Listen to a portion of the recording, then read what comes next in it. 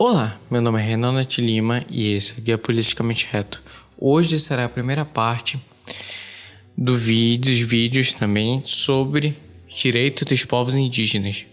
Vamos lá! Mas antes compartilhe, dê like e inscreva-se e acione as notificações. Então, quais são os povos indígenas? A Constituição foi muito incisiva a declarar no seu artigo 231 o que constitui um povo indígena. Porque quando a Constituição estava sendo feita, vários grupos tiveram sua oitiva, foram escutados ao ser feita a Constituição. E o grupo que representava os povos indígenas também foi. E foi incluído na Constituição Federal e positivado essa questão sobre os povos indígenas especificamente. Então vamos lá no artigo 231 da Constituição Federal, vamos ver quais são os povos indígenas conforme a Constituição Federal. São reconhecidos aos índios sua organização social, costume, línguas, crenças e tradições e direitos originários sobre as terras que tradicionalmente ocupam, competindo a União demarcá-las, proteger e fazer respeitar todos os seus bens. Ou seja, os povos indígenas são os povos tradicionais que ocupavam o Brasil desde a primeira leva de humanos que vieram às Américas. Esses são os povos tradicionais do Brasil. E sobre suas terras, a Constituição ainda determina no seu parágrafo 1º do artigo 231 que as terras indígenas são aquelas essenciais para o seu desenvolvimento e são habitadas pelos indígenas por forma permanente, e elas têm as seguintes características descritas nesse parágrafo. São para realização de atividades produtivas indígenas, imprescindível a preservação dos recursos naturais e também necessárias ao seu bem-estar, ao bem-estar dos povos indígenas, além disso da sua reprodução física, cultural, seguindo seus usos e costumes também. Tendo outra característica apresentada no parágrafo 2º do artigo 231 da Constituição Federal, que, além de serem permanentes, as terras indígenas são inalienáveis, ou seja, não podem ser trocadas, vendidas ou qualquer outra forma de se desfazer daquelas terras indígenas. E tem um usufruto exclusivo dos seus recursos, com riquezas do solo e riquezas de rios e lagos pelos povos tradicionais brasileiros que ali ocupam. Além dessa característica de ser inalienáveis, elas também são imprescritíveis e indisponíveis. Como assim? Elas não podem sofrer uso capião, ninguém pode habitar na terra indígena por certo tempo e reivindicar a terra como se fosse delas. E não podem ser vendidas, nem trocadas, nem dispor sobre esse direito. Um indígena chega lá, eu não quero mais ter essas terras, eu quero vender, eu quero dar. Isso não existe. É um direito indisponível porque é essencial à sobrevivência daquele grupo tradicional. Como ocorre a pesquisa em terras indígenas? A Constituição determinou no artigo 231, parágrafo 3º, o seguinte, eu vou ler aqui, você tem que ler.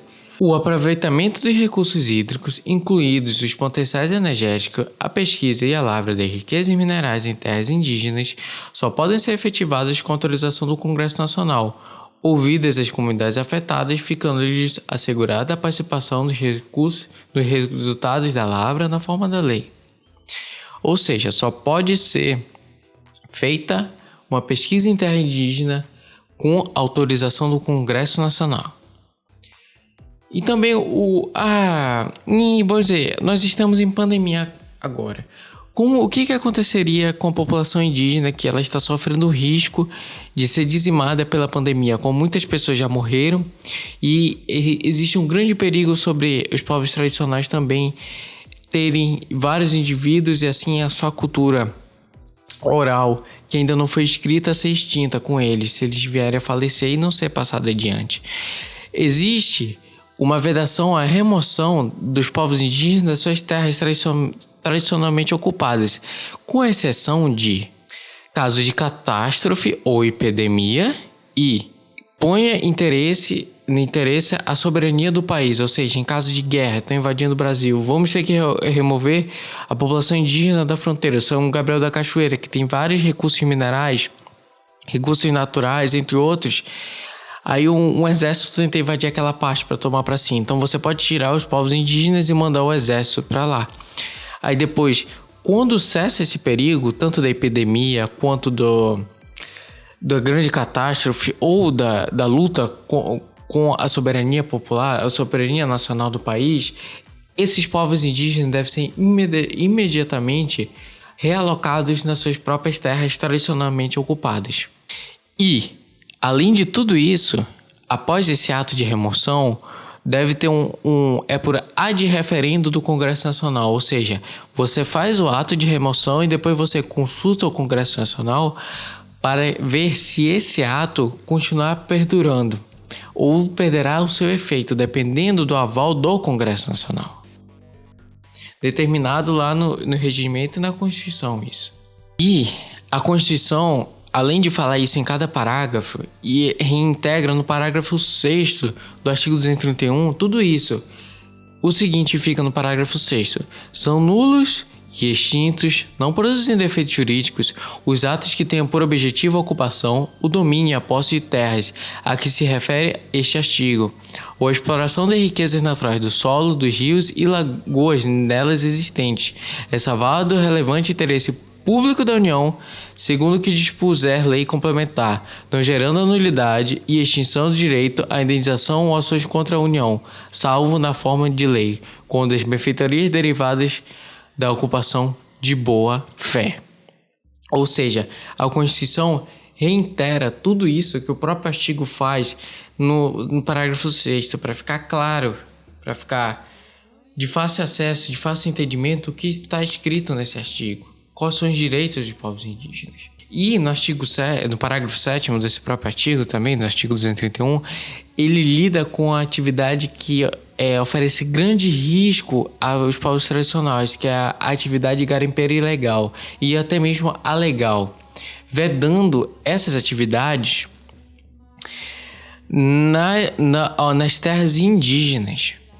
Não se aplica às terras indígenas o disposto no artigo 174, parágrafo 3º e 4º da Constituição Federal, ou seja, lendo esse parágrafo, nós temos que remeter a esse artigo 174. Esse artigo 174, parágrafo 3º e 4º, determina o seguinte. Artigo 174.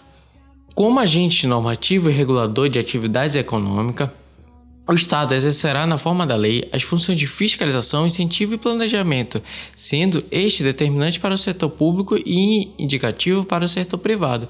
Parágrafo 3º. O Estado favorecerá a organização de atividade garimpeira em cooperativas, levando em conta a proteção do meio ambiente e a promoção da economia social dos garimpeiros. E promoção econômico-social dos garimpeiros. Parágrafo 4º. As cooperativas a que se refere o parágrafo anterior terão prioridade na autorização ou concessão para pesquisa e lavra de recursos e jazidas de minerais garimpáveis nas áreas onde estejam atuando e naquelas fixadas de acordo com o artigo 21, inciso 25 na forma da lei. E esse artigo 21, inciso 25 na forma da lei da Constituição Federal é o seguinte: compete à União, inciso 25, artigo 21, compete à União, inciso 25, registros públicos. Ou seja, nada disso pode ocorrer numa terra indígena. Isso aí, muito obrigado, curta, compartilhe, comente, isso aí. Até a próxima. Siga nas redes sociais e se inscreva.